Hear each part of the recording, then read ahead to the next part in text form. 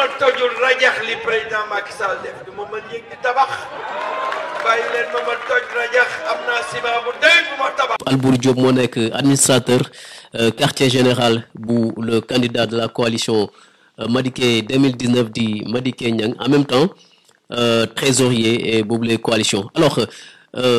24 heures rek dese ñu wala moins de 24 heures ñu dem ci scrutin bi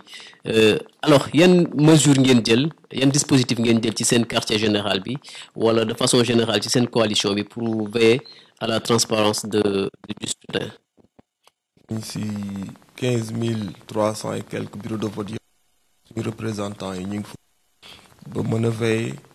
ba élection yi aw si jàmm lépp loo xam ne vote la ñu def ko si jàmm ba 18 heures ñu dépouillement si jàmm kuy gagné donc lépp loo xam ne daal dina defar de telle sorte que fépp foo xam ne dinañ si am reproche rek jëm nañ ko écarter pour que vraiment ñu am élection boo xam ne dina mucc ayib donc fii moo tax disposition yooyu ëpp jël nañ ko lépp luy outil mettre nañ ko en place lépp luy moyen mettre nañ ko à leur disposition de telle sorte que élection yi incha allah suñu côté moom lépp loo xam ne waroon nañ ko def rek def nañ ko ba mu yam lépp tous les moyens nécessaires pour que ñu mën a dem ci élection dans les meilleures conditions. Alors sur le plan technique gis nañu ne ak nouvelle technologie léegi candidat yu bëri ci jamono ji dañuy installer dispositif informatique boo xamante ni dina leen permettre ñu contrôler le déroulement du scrutin mën a am aussi les résultats à temps réel. Alors est-ce que ci seen quartier général bi am ngeen loolu. waaw dispositif bi pare na presque technicien bi la ñuy xaar mi ngi ci kaw avec dans la salle informatique jël nañ disposition yëpp nga xam ne résultats yi à temps dinañ ko jot chaque bureau lu fa xew dinañ xam lu fa xew chaque région ku ko gérer jox nañ ko teg nañ ay pôles yoo xam ne de contrôle yoo xam ne résultat bu génn rek dañ am résultat bi à temps ñu mën ko répertorier au niveau national de telle sorte que maillage bi yomb de telle sorte que waxuma fii ak 22 heures dañ am une cartographie générale des résultats xam fu ñu toll et lu ñuy peser au niveau national. alors fichier bi bëri woon coow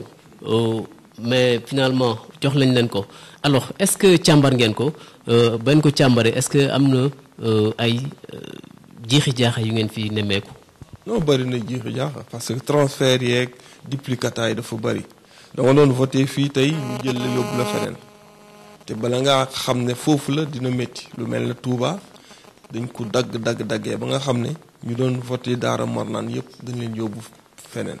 ñu nekkoon Touba mosquée yóbbu nañ leen ci université bi de telle sorte que wul il faut nga am benn dispositif de ramassage de telle sorte suñu leen la doo voté fii ñu xam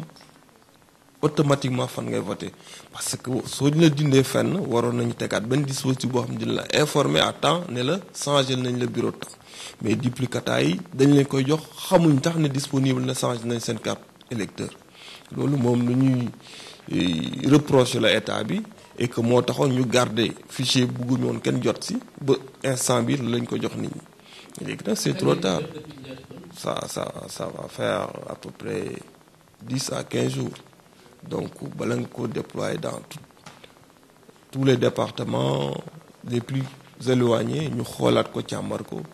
problème la ça prend du temps c'est-à-dire que ñoom daal loo xam ne dañ leen arrangé rek defar nañ ko mu baax loo xam ne nag du ñu arrangé moom dañ ko téye ba nga xam ne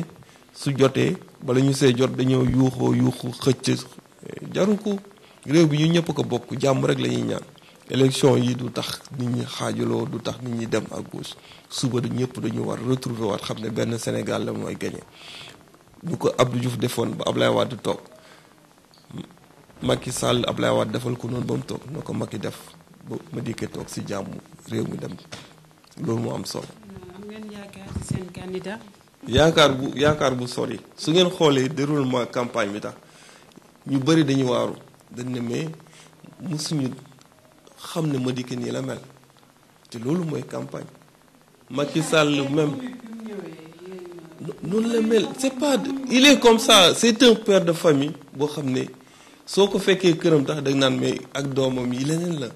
c'est quelqu'un qui mais noonu la mel nit mënoo wonewul lu dul lu nga mel soo gisee Kouthia di ko tooñ di ko def parce que xam na ne su demee këram gis ko noonu lay dundee ak famille da ngay dem ba si yàgg tax yow mu fa nekk da ngay tu es gêné parce que da ngay defe ne génn solo ne doom yi xool leen nu ma solo affaire yi te quelqu'un qui est comme ça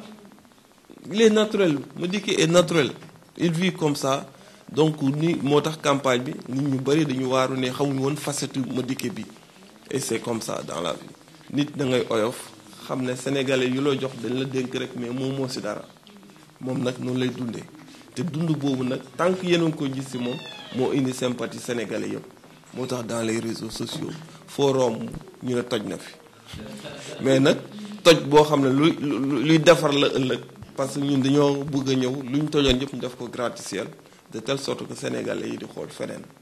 incha allah loolu lañ bëggal ndàmbal sénégalais yi te ñaanal leen ñu si yàlla eggale ko ak jàmm ak salaam. merci beaucoup ñu ma fàttali ñu ngi woon ak Alboury Diop nekk administrateur quartier général bu coalition Madické 2019 nekk aussi trésorier général bu boobule coalition merci beaucoup.